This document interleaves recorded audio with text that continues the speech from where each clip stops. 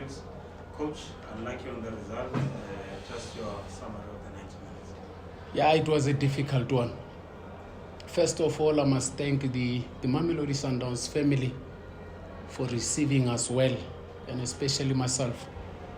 It still feels like home, and I appreciate that. And from a match point of view, I think the red card that we got just beginning of the match did not make our lives easy. But apart from the red card, I have a feeling that we played very well in the first half.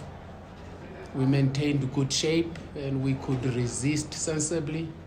And there were moments where I thought from maybe set play, corner kick, we could get something. But to be honest, we did not capitalize. Got into the dressing room and we felt, no, we're still under pressure, but the pressure was well controlled. Then the mistake again occurred. Second half, just as we tried proceeding. Then we lost the ball and then they went on. And I don't know how many of us had the privilege to look at the visuals, because to a certain extent, you don't accept it as a goal per se. Could it have been an offside? But you take it and go.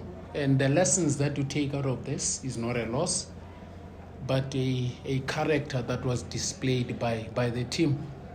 And we'll go back, then knuckle down, get into the third match of the league with this character that we got from this match. Coach, given your history with the club, were there any kind of emotions before the match? You have to detach.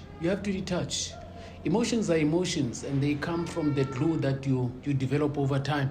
There's lots of them, and not only playing personnel, not only technical stuff, even support stuff. As I moved up here, I came across a lady who always used to give us food, Sis Aurelia. Says, Coach, I'm present, and that language, that voice tells you that we're still home. And then as we were shaking hands at the end of the match, you come across Rivaldo, come across Musalibusa, come across Ngobeni, all these folks, the handshakes are the same. I have one belief of a handshake is coding. When you shake a man's hand, you tend to measure even the tightness, whether they have a thumb up or down. So consistently I received that over 3 years, and it became part of my life. Now when I came across this again today, it felt the same. So it then triggers the emotions that we used to share. Dennis Onyango as well, and all of the hugs. You feel, I'm still with them. And indeed, I'm still with them. They gave me 3 beautiful years. 3 beautiful years. And I also appreciate the fact that I had been part of this family. Coach, did you set your team up to go aggressive in the first 20 minutes? Because obviously we saw some of that. I think maybe... Sundowns was also aggressive. Yeah, I get that. And they were aggressive for 90 minutes. Maybe we were only aggressive for 15 minutes. Yeah. And are you proud of how your team aggression has to be controlled. If it's sweet aggression, it's well and good. And if it goes beyond then what the rules or the laws of the game say, then it is slightly reckless. I thought both teams played with great respect. Mamelodi Sundowns showed respect. We showed respect. And both teams wanted the ball.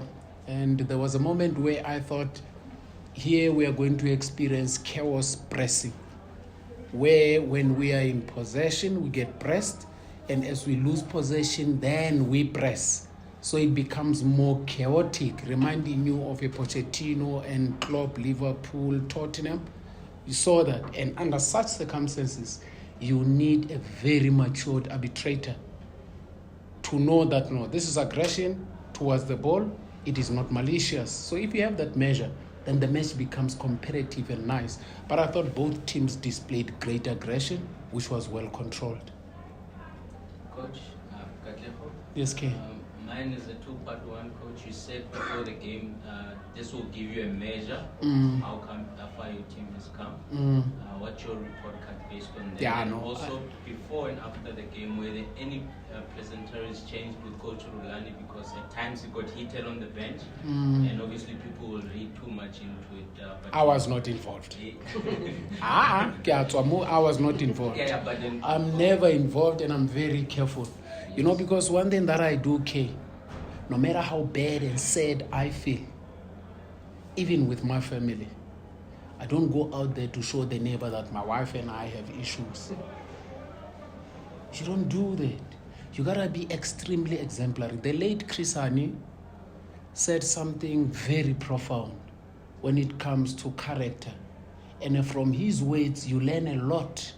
That there are certain things that you have to keep, no matter how tight or how deep they are. And one of them is to go through stress, pain, temptation, and pressure with dignity. So when that chaos erupts, you'll hardly find me, but I'm aware, and I was not there, K. So if you want to put me in that soup of yours, I'm a bone that belongs somewhere, not in the soup.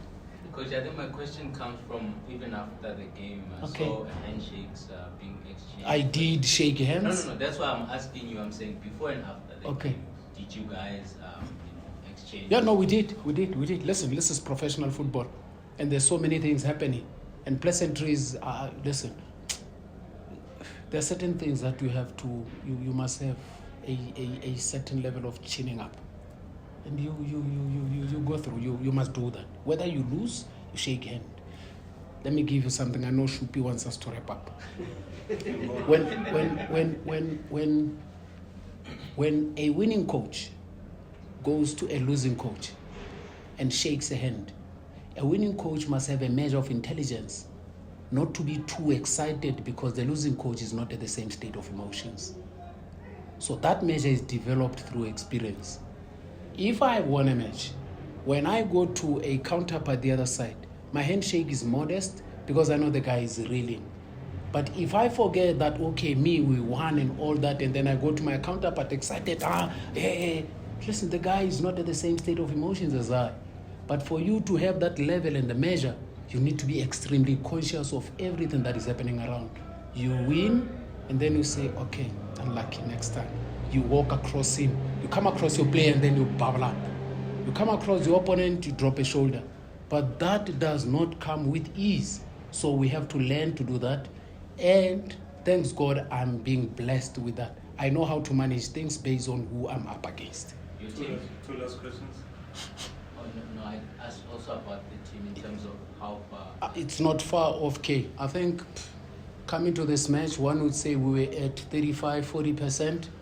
But what I saw took me to 60. And the red card as well, and how we reacted and all that. I thought we get in there. It's not easy to build a team. It takes time like crazy. Onana goes to Manchester United and everything else changes. Just one player. If you miss that player, it's a different picture. When you are new in a setup, you are the individual who's joining. Then it takes me back to the Bruce Tuckman developmental stages of a club, performing, storming, what, but that's how it happens. You go to a club, it's going to be forming. At some point, it starts storming because people are trying to find their spots, and then it has to be normal. Then it will perform and excel. If you don't go through those stages, I never uluka. So now, I think I'm still at a storming phase, but yeah, fella. Because people need to know how I think, how I quench things, how we work and all that. So as soon as that is normalized, then from the norming, it's into the performing. So we almost there 60%, maybe another 10, the next batch, 80. But football quickly it must click. Otherwise, the door is open. Must get the power. Coach, so when you come from a Sundowns that has been winning, has been really strong, and then you go to a Swallows that last season wasn't too great, but you were trying to bring in players. What are some of the things that you go with that you say, maybe if we can, take this and this, we can be better from a coaching perspective, okay, and also from how you deal with it? I was just about to ask From which perspective? From a technical perspective, there's a lot. You may not have the same type of player like you did at Mamelodi Sundowns, but the game does not change. So what you take then from an environment from like Mamelodi Sundowns into Morioka Swallows is a template of where the game is going.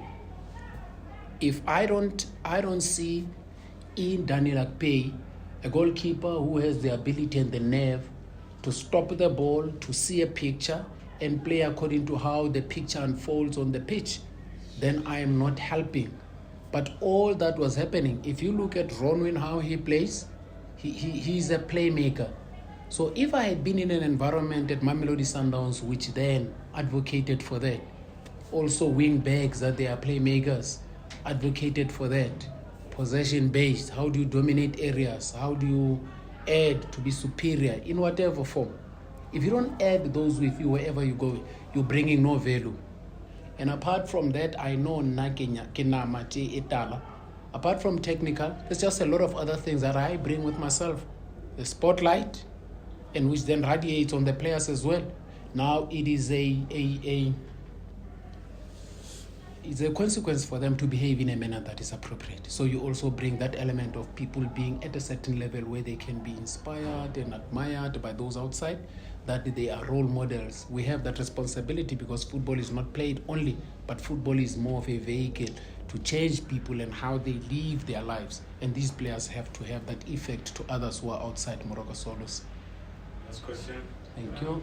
Coach, Andy Lejale, were you disappointed, or it was one of those things of it's just part of the game? There's two things in life: area of concern, area of change.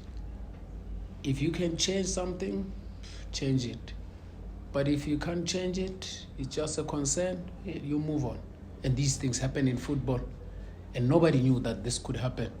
So whether you get disappointed or not, am I going to drown myself in a disappointment bucket, or I'm going to move on? So you just have to move on. These things happen, but it happened too early. So all that I said is that, okay, Steve, now you are one man down. Then it's a responsibility of the team to learn to play one man down. Because we have not even gone to a stage at training where we're training 2 players down, 3 players down, because you have to do that if you're a coach. Because if you don't train them to have 3 men down, if it happens in a match, you have a problem. Because unfortunately, if it's 4 men down, then it means the game has to be reconsidered. You need minimum 7 players to play the game. So it tells me that at training, I have not even done 1 man down. I have not done. So now when it happens here, what do you do? Then you have to find a way. But again, what do you take out of this? Let's learn how to play 1 man down. First half, perfect. Second half, mistake. And then even up until end of the match, we're still playing 1 man down without stress, even though after changing personnel, you could see we're starting to disintegrate. They did not have the same cohesion and compactness like we did when we had khomphela, Nomchali. Thank you, Coach, and good luck for this match. Thank you so much. God bless you.